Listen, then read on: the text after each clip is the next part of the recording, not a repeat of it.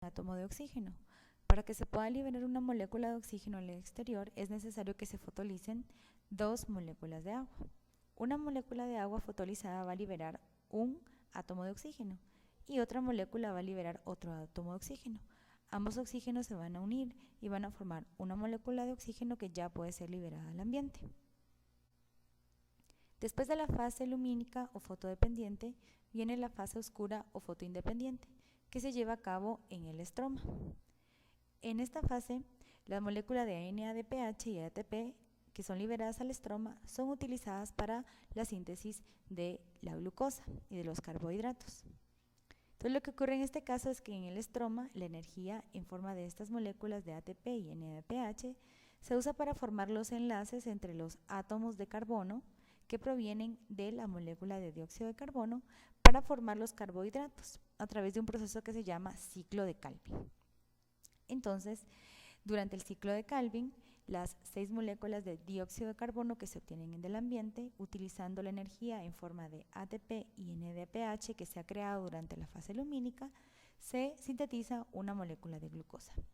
Si ustedes se dan cuenta, la glucosa está formada por 6 carbonos y esos 6 carbonos se obtienen de las 6 moléculas de dióxido de carbono. Ahora bien, los enlaces que se forman entre los átomos de carbono se logran formar gracias a la energía del ATP y el NADPH, ya que ustedes saben que pues, los enlaces son energía y esa energía se obtiene de estas moléculas. El ciclo de Calvin, en el que a partir de las moléculas de CO2 obtenemos moléculas de glucosa utilizando ATP y NADPH, es un ciclo bastante complejo. Únicamente ustedes tienen que saber que el CO2 del ambiente entra al ciclo de Calvin y el ciclo de Calvin produce el azúcar de la fase oscura. Pero hay que recordar que es posible la formación de las moléculas de glucosa a partir del CO2 gracias a la energía que se obtuvo de pues, el proceso de reacciones de la fase lumínica, ¿verdad?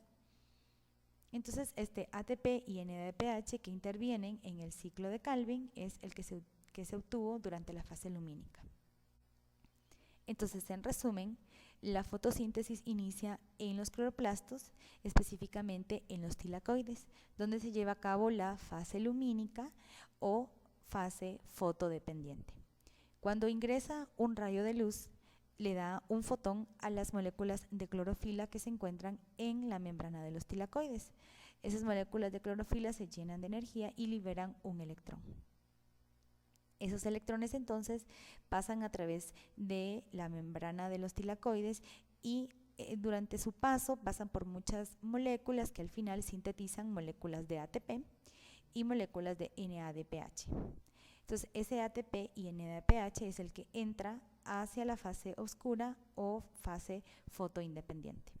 En la fase oscura o fotoindependiente, que se denomina ciclo de Calvin o ciclo C3, el dióxido de carbono del ambiente entra en el ciclo y se fija para formar moléculas de glucosa.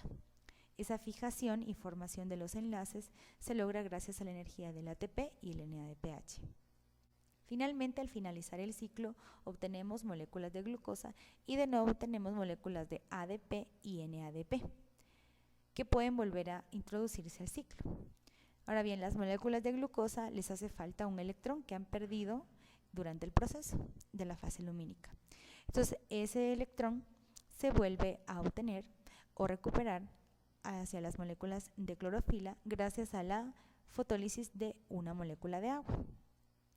La molécula de agua se rompe, dona el electrón y esas moléculas de oxígeno que son, esos átomos de oxígeno que son liberados durante la fotólisis se unen y forman una molécula de oxígeno que es liberado hacia el ambiente.